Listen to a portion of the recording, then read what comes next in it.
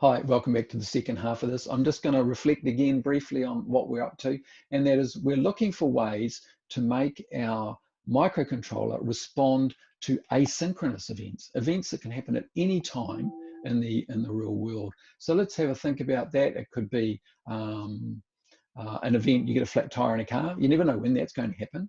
So when we get a flat tire, we want to know immediately it happens. So we want to stop our current processing, tell the driver they've got a flat tire, and then they'll know how to deal with it. Okay. Now I just also clarify again that, and when an interrupt happens, it could happen during the middle of a C command, and C commands can be quite lengthy assembly or machine code numbers of instructions, and so it will finish the current assembler or machine code instruction, and then it will go away and do what is in the ISR, and then it will come back to its next machine code instruction. So it could happen in the middle of something like a C macro like this, which has multiple instructions. So let's go down and have a look at the options here. We've got, there are two interrupt pins, INT0, and there's INT1. There are also a whole bunch of options for using many of the different pins of the AVR for interrupt, and they are called PC int. Okay, so you can see that many of the pins of the microcontroller have PC int attached to them. We're not going to look at those specifically. If you want to use those, that's fine. You can use them. They take just a little bit more thinking about, but that's all right. They're not too hard to use. And then we've got the different options that we can have. Of course, we can trigger an interrupt on its falling or negative edge. We can trigger an interrupt on the rising or positive edge of the pin on either edge. That's another option that we can use in terms of how we can use our interrupts. I'll just highlight that. And of course, we could also set it up so our interrupts trigger whenever the pin is low. So it will re-trigger the interrupt consistently while the pin is low. So these are the different options. And of course, you know by now, we're going to start looking for the registers. I've already put it into the notes here. I said this is from section 17.2.1. It's actually 13.2.1 in the latest version of the data sheet. And of course, it's the external interrupt control register A, EICRA. So you're getting used to reading these sort of names by now. I'm beginning to look to see what do these bits mean, how, and then I can figure out how to drive them. So here we go. This is ISC01, ISC00. Now you'll notice, of course, that we have ISC11, ISC10, ISC01, and ISC00. So it's this digit, this first digit here, 1, which tells us that it's INT1. So this is INT1, and of course this is INT0 and INT0. So this is how, remember, you're getting used to reading these bits fluidly now as to what they mean. And I'm only going to give you the example here for ISC interrupt 0. And so what we're going to look at here is these are the 4 options. These are the way you configure the bits to get the 4 different options.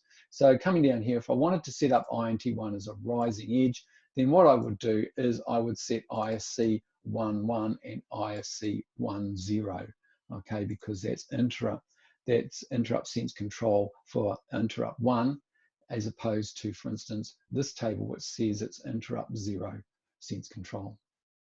But of course, we're looking at this case at INT1. So just get used to reading those. Now, of course, this doesn't mean the interrupt will happen. What it means is that we've configured it. Okay, so it won't happen until we set up the interrupt mask register. And this is where we, the external interrupt mask register just has these 2 bits, one for INT1 and one for INT0. As you can see in some of the larger microcontrollers, you have INT2, 3, you can have more of them, but the 18MeG328, we've just got these 2 options for the moment. And of course, I want to set up my mask just to trigger, to say that INT1 can happen. Of course, at this stage, nothing will happen unless we set the global status register bit, which is this bit 7, or the I bit of the SREG. And of course, we don't have to do that using a macro ourselves because they exist already, SEI and CLI for clearing that global interrupt. And what this means is that you might set up some timers, some external interrupts, and some of the other interrupts we're going to learn about later in the course. And at any particular point in time, you can just say, switch them all off. and then you can do something which might be time or you know, really critical that you don't want to be interrupted, and then you can turn them all back on again. So it's really like you've got multiple little taps, but one big main tap where you can turn off all the others. Now, if we look at the default setting, of course, for all registers in our microcontroller, they're all 0. So that means that these bits here are 0, which means that our interrupts are not enabled to begin with on power up, okay? They have to be enabled specifically by you by setting these 2 bits. So here's a little bit of an example. Let's see, we've got some external interrupts on INT0 and INT1. And what I want to do here is I want to toggle my switch. And so what I've got here is I've got an LED which is, I've got an LED which I'm toggling here, and it's just toggling, and there's a little blocking time here of 100 milliseconds.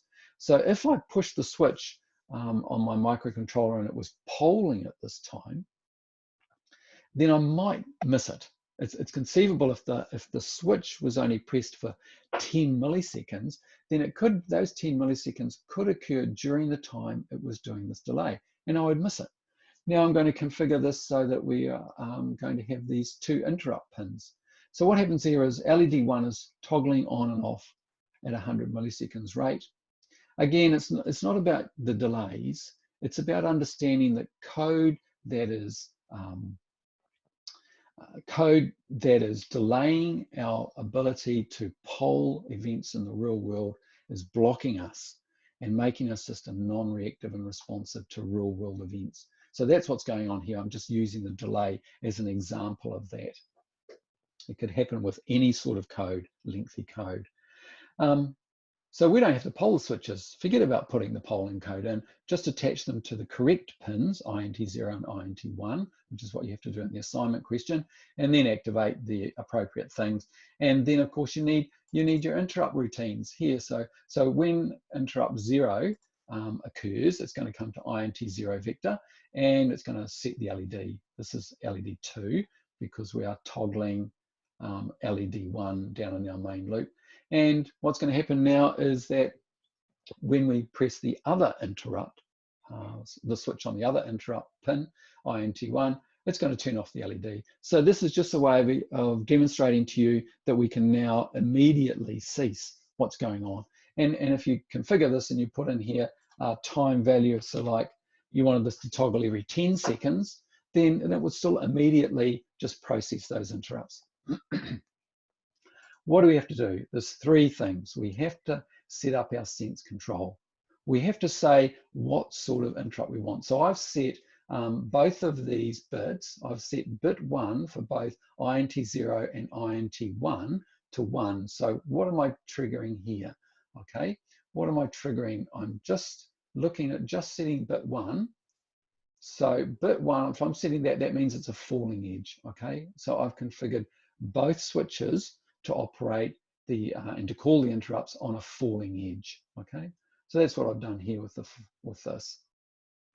The next thing is, of course, I've got to set both bits in the interrupt mask register so that they will work. And then, of course, harping on again about the same point, if I don't set this, then nothing will happen. Okay, this is my global interrupt flag. So we've got a really simple thing now. All we can do is you could program this in and it will work really well, and there's a factorial about this. So this is again the whole thing about interrupts. We're looking for a way to make our system responsive and reactive to asynchronous events in the real world. Cheers.